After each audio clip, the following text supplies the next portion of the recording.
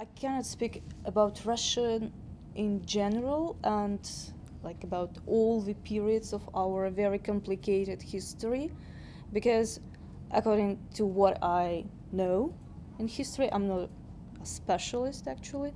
My father is a professional historian, so each time when I'm not sure about something, I prefer to ask him. And so, but what I know that there definitely used to be the periods of the rising of different empires, and different languages were in favor, so to speak. And Russia definitely, but again, there are different beliefs. Again, I cannot be absolutely sure because, so to speak, literally, I wasn't there. I cannot be sure that it really happened or the way it really happened. So there are different approaches how they interpret that policy of Russia implemented for ages. In one sources you can find that when Russians started to move towards Siberia, so they were really aggressive, like killing those who were against like this type of policy. And in other sources you may find absolutely different interpretations. Then first there came merchants, then priests, and only then governors, and that it was more or less peaceful. So there are lots of different interpretations. And in case of Latvia specifically, again, so when we speak about this aggressive policy of 1940s, so even some Russian historians, they strongly support this idea of the occupation, annexion of Baltic states by Soviet Union. But at the same time, there are other voices who believe that you should take into consideration the global context of those days, that it was a kind of a necessity. And for me, it's really difficult to be absolutely sure what it is. But for the case of those young Latvians, again, when they strongly believe that it's about historical trauma and that it was their intentional choice not to speak Russian, they were too young when it became too late to become bilingual. It was either their parents or the government who decided that they don't need this language. And I can observe that as a result, they are not so competitive as their Russian counterparts at this particular moment. And so in this case, if we remember what happened with between different countries, so we should hate each other for sure, because once in the past something really happened between every country in this room. Maybe like again, I may exaggerate the point, but still we did have some troubles. And so in case of Latvia, I may have a personal right, so to speak, to hate them, just because back to the 1918, when the Russian Empire collapsed after the World War I, so the military troops, created again, so to speak, in Latvia, they started partly support either Bolsheviks or this previous government. And as a result, they had white Latvian riflemen and red Latvian riflemen. So red Latvian riflemen, they did support Bolsheviks. And so those particular guys, they arrived to my home region in Russia, quite far, 2,000-something kilometers from Riga, where they were stationed before, just because they were like 100% supporters of this ideology, of future Soviet ideology. So they arrived to my home region because there they had an uprising of local peasants, plant workers, like all those ordinary people who were not happy with the changes with Bolshevism. And they killed them all. and very cruelly, because my father is a historian. He used to work with this topic. Years ago, he had a chance to interview those who still could recollect those days, and they described that it was a nightmare when Latvians arrived. So I should hate them in this case, because it's also a kind of a trauma for me. But I don't have any of these feelings. If I may, it's also very difficult to speak about the future when unilaterally Russia, for instance, plants its own flag in the disputed Arctic territory, and does so unilaterally without any consultation with the international community. So perhaps the focus, yes, should be on the future, but I think the pattern, there's a persistent pattern of Russian actions that don't make it very, I think, appealing as a country to anybody who has a claim to make against it, especially when in a disputed territory such as the Arctic. What do you think about that? The Russian actions that sort of made the international community a bit more skeptical of Russia's commitment to sort of international collaboration and cooperation. As for the case of Arctic, I'm not an expert at all. No, but certainly Russian actions political, right? Its own political externalization of and projection of power. Do you think that's something that's going to galvanize people to actually think more I don't know. positively about it? Yeah, since the beginning of the year, the most common question that people usually ask me, it's about my attitude or what I can say regarding the events in Ukraine. So, sure. And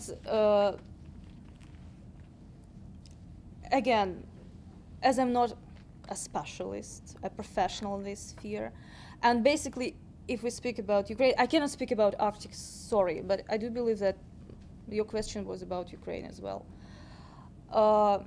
As for the case of Ukraine, I do take it quite personally, because I'm partly Ukrainian. My mom is Ukrainian. She was born in Ukraine, though she is absolutely sure that she is Russian. So being Russian, it's a matter of choice, not like ethnicity, because my ethnic background is really mixed, and I know that I'm Russian.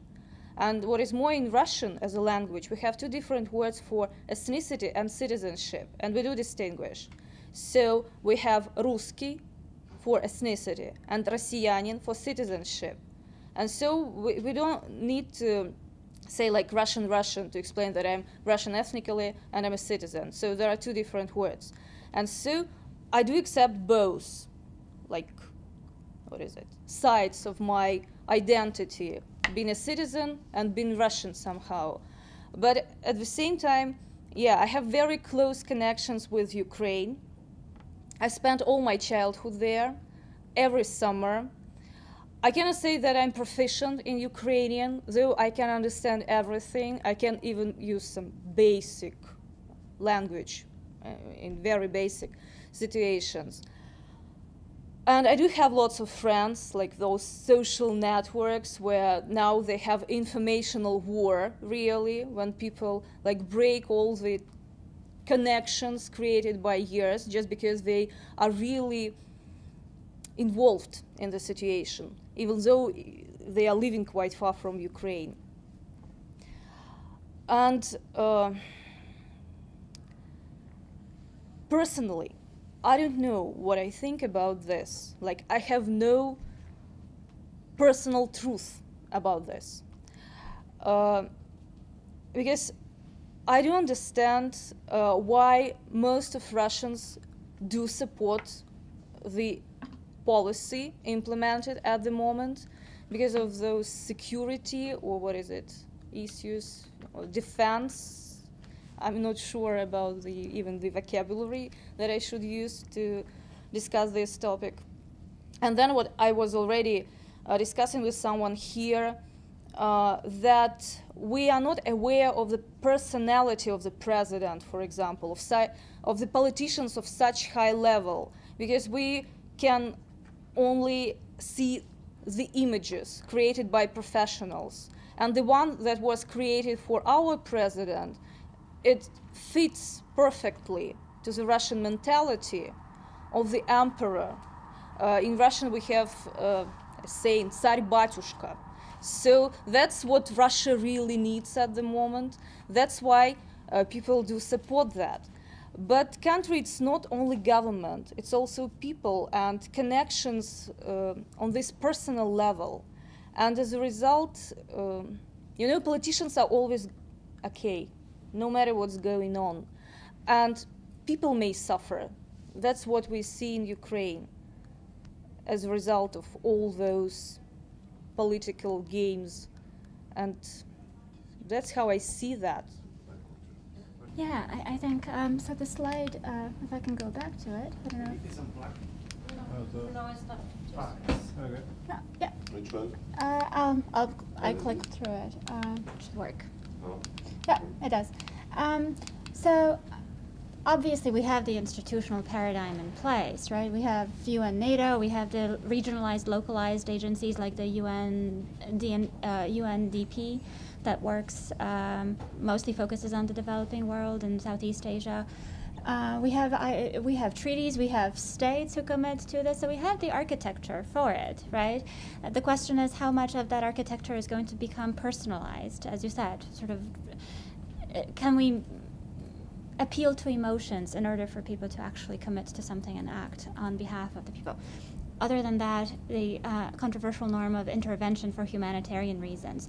Should we intervene in other countries when for humanitarian reasons? So if there's a flood, if there's a population displacement, if there's a drought, if the crops did not materialize and there's famine, should countries have an obligation to intervene in order to alleviate poverty and help with perhaps repatriation or allow refugees, climate refugees, right, to come and stay within their own countries? And how much stress is it going to put on the host countries if they're themselves suffering under stress of droughts and floods?